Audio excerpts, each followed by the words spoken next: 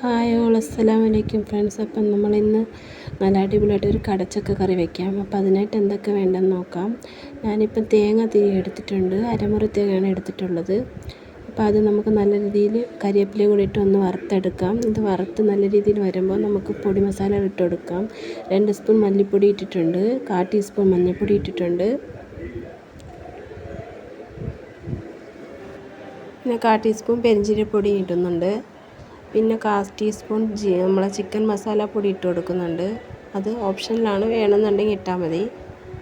അപ്പോൾ നമ്മളിതൊരു ചിക്കൻ കറിയുടെ ഒരു ടേസ്റ്റ് കിട്ടാൻ വേണ്ടിയിട്ടാണ് ഇങ്ങനെ ഇടുന്നത്. പിന്നെ എരിവിനനുസരിച്ച് നമുക്ക് മുളക് പൊടിയും കൂടി ഇട്ട് കൊടുക്കാം. അപ്പോൾ ഞാനൊരു 1/2 ടീസ്പൂൺ മുളക് പൊടി മാത്രമാണ് ഇട്ടുന്നത്.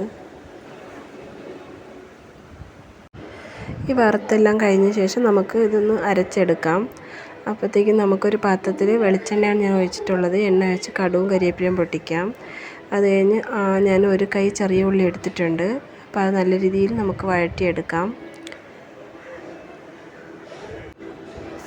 ഇത് ചുവട് കട്ടിയുള്ള പാത്രത്തിൽ വയ്ക്കുക, അല്ലാന്നുണ്ടെങ്കിൽ മൺചട്ടിയിൽ വയ്ക്കുന്നതാണ് ടേസ്റ്റ് കൂടുതൽ.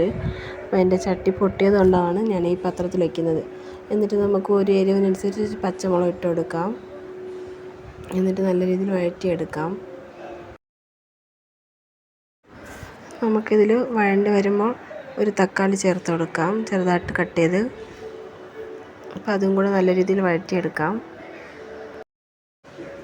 അപ്പോൾ നല്ല രീതിയിൽ ഇതൊന്ന് വഴണ്ട് വരട്ടെ. നമുക്കൊന്ന് അടച്ച് വെച്ച് വഴറ്റിയെടുക്കാം.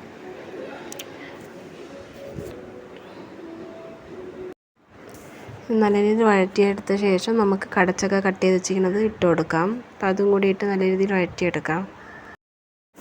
അപ്പോൾ നമുക്ക് ഈ കടച്ചക്ക വേവാനായിട്ട് ആവശ്യത്തിന് വെള്ളം ഒഴിച്ച് കൊടുക്കാം. ഞാൻ 1 കപ്പ് വെള്ളം ഒഴിച്ച് കൊടുക്കുന്നുണ്ട്. അപ്പോൾ ഈ ചക്ക നമുക്കൊന്ന് ആവശ്യത്തിന് ഉപ്പും കൂടി ഇട്ട് നല്ല രീതിയിൽ നമുക്ക് വേവാനായിട്ട് അടച്ച് വയ്ക്കാം.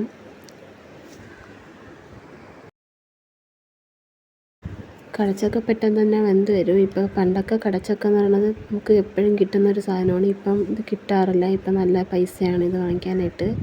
ഇപ്പോൾ എല്ലാ സ്ഥലത്തും ഇത് കിട്ടുന്നതായിരിക്കും. അപ്പോഴത്തേക്കും നമുക്കിതൊന്ന് അടച്ച് വെച്ചതൊന്ന് എടുത്ത് നോക്കാം. അപ്പോൾ കടച്ചക്ക വെന്തിട്ടുണ്ട്. അപ്പം നമ്മൾ അരച്ച് വെച്ച മസാല ഇതിലൊന്ന് ഒഴിച്ച് കൊടുക്കാം.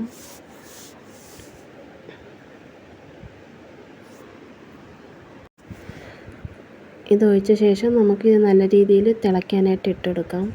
അപ്പോൾ തിളച്ച് മസാലയൊക്കെ കുറുകി വരുമ്പോൾ നമുക്ക് കടുക് പൊട്ടിക്കാൻ, നമ്മൾ ആദ്യം കടുക് പൊട്ടിച്ചില്ലെങ്കിൽ പിന്നെ കടുക് പൊട്ടിച്ചിട്ടാലും മതി. അപ്പോൾ വറ്റൽമുളകും കൂടി ഇട്ട് പൊട്ടിച്ച് വീഴ്ത്തിയാൽ നല്ല ടേസ്റ്റാണ് കഴിക്കാനായിട്ട്. അപ്പോൾ എല്ലാവരും ട്രൈ ചെയ്ത് നോക്കണം. ഇനിയും വേറെ നല്ല വീഡിയോ ആയിട്ട് വരാം. അപ്പോൾ എൻ്റെ വീഡിയോ ആരെങ്കിലും കണ്ടു സബ്സ്ക്രൈബ് ചെയ്യാതെ കാണുന്നുണ്ടെങ്കിൽ ഒന്ന് സബ്സ്ക്രൈബും കൂടി ചെയ്ത് സപ്പോർട്ട് ചെയ്യാൻ മറക്കണ്ട. അപ്പോൾ ഇനിയും നല്ല വീഡിയോ ആയിട്ട് കാണാം. അസ്സലാമു അലൈക്കും.